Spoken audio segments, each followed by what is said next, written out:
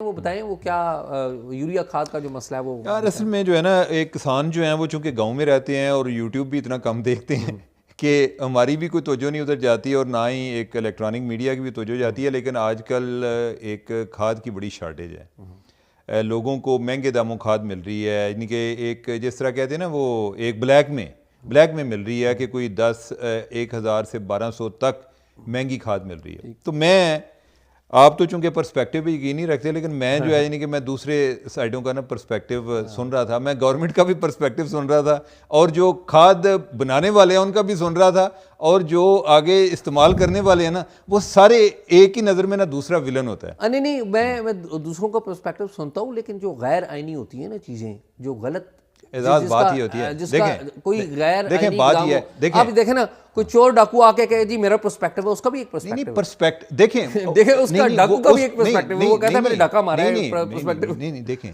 وہ سننا اس لیے امپارٹنٹ ہے کہ آپ کو یہ آئیڈیا ہو کہ یہ جو کیا یہ چور ڈاکے میں کوئی انسینٹیو ہے, یا اگر نہیں ہے تو لوگ کیوں مار رہے ہیں. میری بات سن, میں کہہ رہا ہوں کہ اسے جسٹیفائی نہیں کرنا چاہیے. نہیں جسٹیفائی والی بات نہیں ہے. بات یہ ہوتی ہے کہ جب آپ یہ چیزیں کرتے ہیں نا تو پھر آپ پالیسی لیول پہ ان ایشوز کو ایڈریس کرتے ہیں. فار ایگزامپل کہ کوئی لا ہے اس میں لوگ کوئی ایکسپلائٹ کر رہے ہیں, تو آپ دیکھتے ہیں جی کہ یہ فلاں جو ایک اوفینس ہو رہا ہے نا وہ اس لیے ہو رہا ہے کہ وہ فلاں لا جو ہے نا ویک ہے, تو اس کو ہمیں امپروو کرنا چاہیے.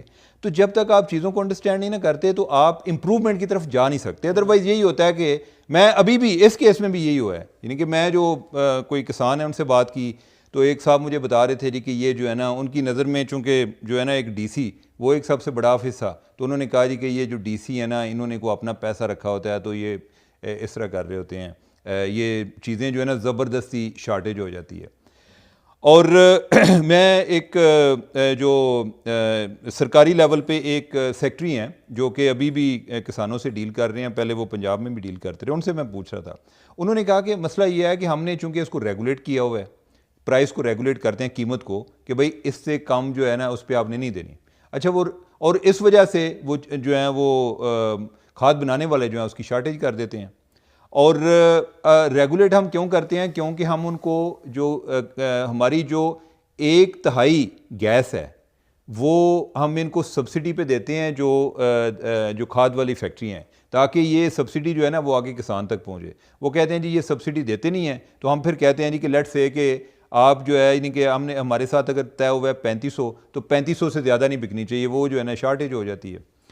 اور تیسرا جو ہے میں پھر کھاد والوں سے پوچھا کہ بھئی آپ کا کیا مسئلہ ہے. اچھا جب کھاد والوں سے پوچھتے ہیں وہ گورنمنٹ کو ولن بنا دیتے ہیں. انہوں نے کہا جی کہ جو ہے نا اصل میں کھاد ہم کو باہر سے بھی منگواتے ہیں, تو جتنی کھاد کی ہماری ایک ریکوائرمنٹ ہے وہ پوری نہیں ہو رہی, اور جو ہم نے درآمد کرنی تھی وہ درآمد نہیں ہوئی, اور اس وجہ سے اس کی شارٹیج ہوئی ہے. اور وہ بندہ مجھے بتا رہا تھا یعنی کہ وہ جو ہمارے 3-4 بڑے پلیئر ہیں نا ان میں سے ایک تھا, یعنی کہ جو کھاد بنانے والے ہیں, یعنی کہ اس کمپنی میں تھا. تو اس نے کہا جی کہ میرے سے ایک ڈپٹی کمشنر نے 200 بیگ کھاد مانگی ہے میرے پاس, میں 4-5 جگہ سے ان کی منظوری لے رہا ہوں اپنے دفتر سے کہ ہمارے پاس بھی لمیٹڈ سٹاک آ رہا ہے. ٹھیک ہے, تو میں نے کہا جی کہ کیوں ہو رہا ہے وہ جو کھاد ہے وہ لیٹ کیوں ہو رہی ہے. اچھا وہ کہہ رہا تھا جی یہ گورنمنٹ جو ہے نا یہ نہیں, انہوں نے جی پیسہ بھی تو بنانا ہوتا ہے. تو میں اس ایک تو پرسپیکٹیو کو یہ میں سمجھ رہا تھا کہ یار سارے جو ہے نا وہ ایک دوسرے کو ولن سمجھ رہے ہیں. پھر جو ہے نا میں دوبارہ اس سیکٹری کی طرف واپس آیا, میں نے کہا جی کہ وہ کھاد والے تو یہ کہہ رہے ہیں, تو الٹیمیٹلی اس نے کہا جی کہ جو ہے نا جو ریالٹی ہے that is some where in between, کہ گورنمنٹ لیول سے ادھر بھی چیزیں لیٹ ہو رہی ہیں اور یہ بھی آگے سبسڈی پرووائڈ نہیں کر رہے, اور اس وجہ سے اور ہم جو ہے یعنی کہ اس کو ایک ریٹ مقرر کرنے کی کوشش کر رہے ہیں, اور اس سارے عمل میں جو کسان ہے وہ سفر کر رہا ہے, یعنی کہ وہ ان کی آج کل جو ہے ان کو کھاد کی ضرورت ہے اور وہ کھاد مل نہیں رہی.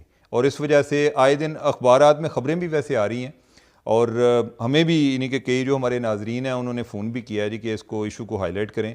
تو آئی ڈونٹ نو کہ ایک تو اس میں پرسپیکٹیو تو میں بیان کیے ہیں ٹھیک ہے, اب یہ مسئلہ کتنا حل ہوتا ہے, یعنی کہ مسئلہ یہی ہے کہ جب 2-3 پرسپیکٹیو سنیں گے تو میرا خیال ہے کہ اس دوران پرابلم کا پتہ چل جائے گا کہ اس کا سلوشن کیا ہونا چاہیے. نہیں وہ پرسپیکٹیو تو آپ نے بہت خوبصورتی سے بیان کیا ہے. ایشو یہ ہے کہ جس میں جو وکٹم ہو نا, یا سسٹم میں کوئی بندہ جو پس رہا ہے اس کا پوائنٹ آف ویو ہو گیا ہے, لیکن ایک بندہ ہے جو اگریسر ہے, ٹھیک ہے, وہ کسی نے بڑا خوبصورت شعر کہا تھا, اس نے کہا ایک ظلم سہتا ہے ایک ظلم کرتا ہے, آپ کا تعلق ہے کون سے گھرانے سے, ٹھیک ہے, کون سے قبیلے سے, ٹھیک ہے. تو اس لیے میرا پوائنٹ یہ ہے کہ دیکھیں جو آئین کی خلاف ورزیاں ہیں وہ بڑی گریو ہیں, اس میں آپ کسی کو یہ نہیں کہہ سکتے کہ جی آپ کا پرسپیکٹو سنتے ہیں اور پھر جسٹیفائی کریں گے.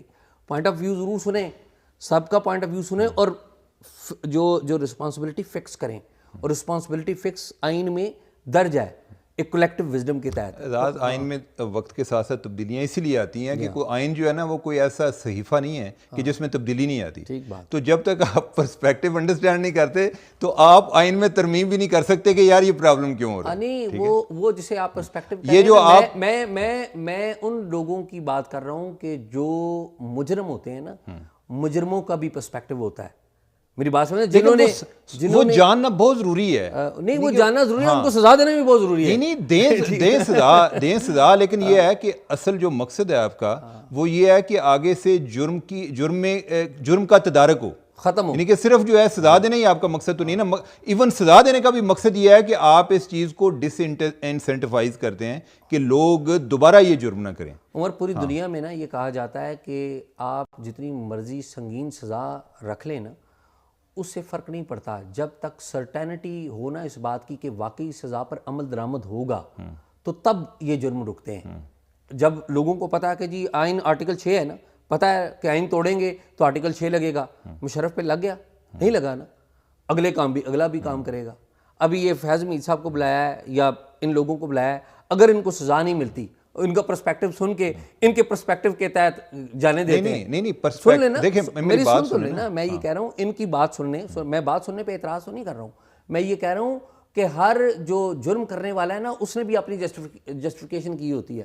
ضیاء الحق صاحب نے قبضہ کیا, انہوں نے کہا نظریہ ضرورت ہے. اسلام آباد میں ایک بندے نے ایک گھر پہ قبضہ کر لیا, سرکاری گھر پہ, یہ ایکچوئل واقعہ ہوا ہے.